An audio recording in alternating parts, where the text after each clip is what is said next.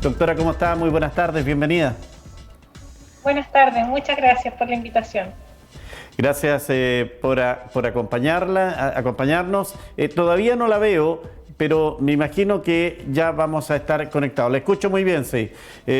Doctora, nuevamente las cifras no nos acompañan, nuevamente las cifras son altas. ¿Qué nos pasa? Porque la Seremi dice que la gente está cumpliendo, se está acostumbrando a los protocolos y está respondiendo al llamado de la autoridad, pero eso no hace bajar las cifras. Sí, efectivamente, yo creo que, bueno, como en todas las epidemias, tiene que haber, digamos, una dinámica que tanto, se sumen, digamos, las acciones a través de las autoridades regionales, bueno, autoridades nacionales. Por supuesto, también que la población responda a las medidas que son recomendadas.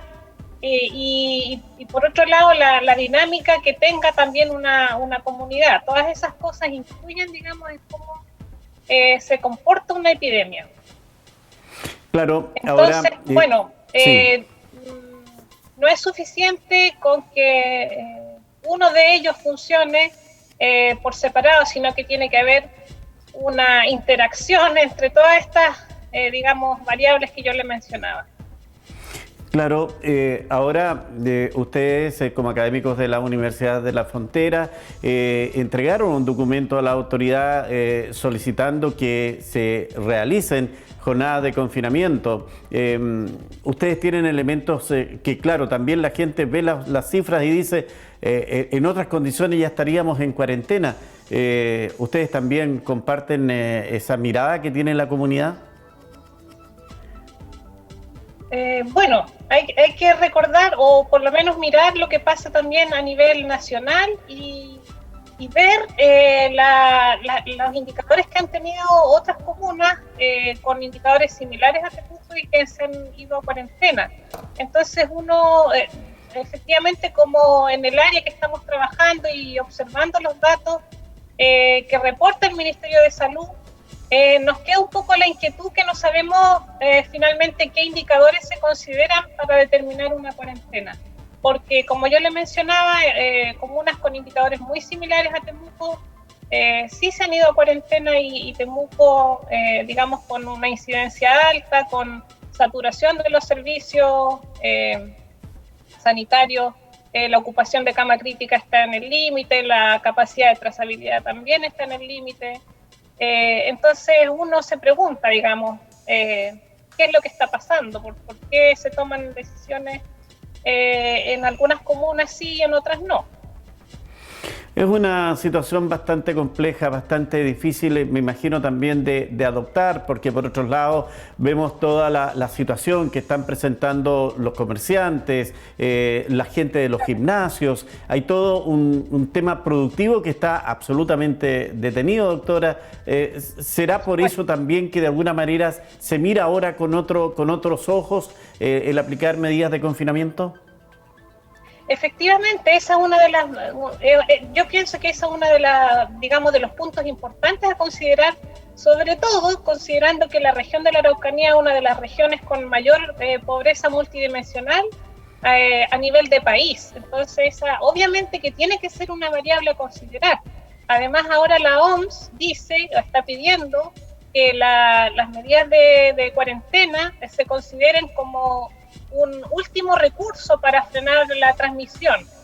Entonces, por supuesto que eso tiene que estar en la balanza, pero en otros países también lo que se considera como indicador es ver, digamos, cómo están los sistemas de salud, en este caso la región de la Araucanía, su sistema, sobre todo las camas críticas, ya están superando su capacidad. Entonces, en algunos minutos, digamos, hay que tomar una decisión para tratar de frenar esta transmisión que es muy acelerada y que lo muestran nuestros indicadores. Nosotros medimos cómo se va transmitiendo o con qué velocidad se transmite la infección con distintos indicadores. Uno de ellos es un indicador que se llama R efectivo, que cuando es mayor a 1, quiere decir que la transmisión, digamos, está fuera de control. Y en este caso, en muchas comunas de la región se ha visto que el R efectivo efectivamente es mayor a 1. Entonces,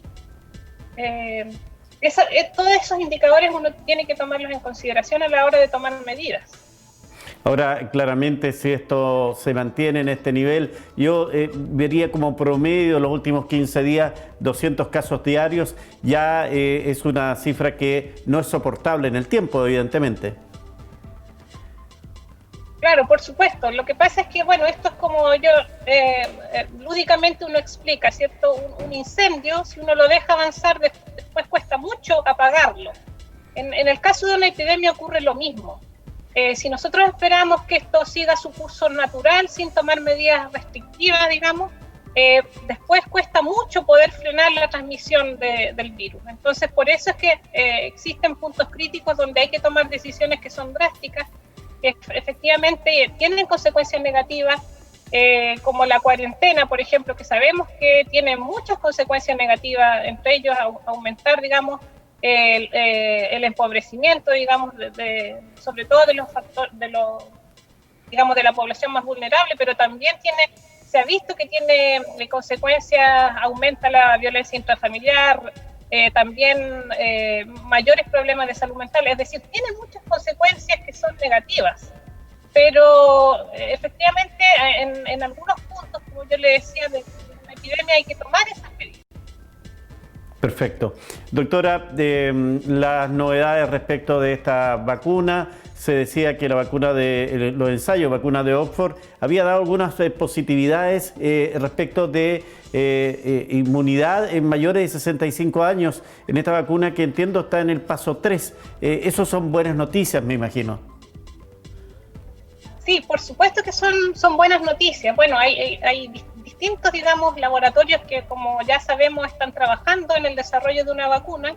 En una condición normal, una vacuna a veces tarda 10 años en digamos, estar disponible para que salga al mercado. En este caso, con la presión, digamos, de este tipo de epidemia, este proceso se ha acelerado mucho. Entonces, bueno, hay primero que esperar porque son los primeros ensayos que se están llevando a cabo. Nosotros tenemos que esperar que sea una vacuna efectiva, pero también que sea segura. Y después, cuando eso ya se haya demostrado así, hay que esperar que exista capacidad industrial, digamos, de la industria farmacéutica para poder producir la cantidad de vacunas que se requiere, porque en una población, para que se produzca lo que se llama efecto rebaño, es decir, que la población esté efectivamente protegida frente al virus, se necesita que al menos un 60 o un 70% de la población esté vacunada. Entonces, desde que pasa todo este periodo, por lo menos, nosotros pensamos que pueden ser fácilmente 2 años. Muy bien. Doctora, le agradezco la gentileza, la libero. Sabemos que ha tenido una jornada inmensa de trabajo, como es todos los días, así es que seguimos atentos, nos interesa tener sus consejos, su mirada en cuanto a la situación que estamos viviendo en la Araucanía y particularmente acá en Temuco y Padre Las Casas. Gusto saludarla. Muchísimas gracias. Gracias por el espacio. Muchas gracias.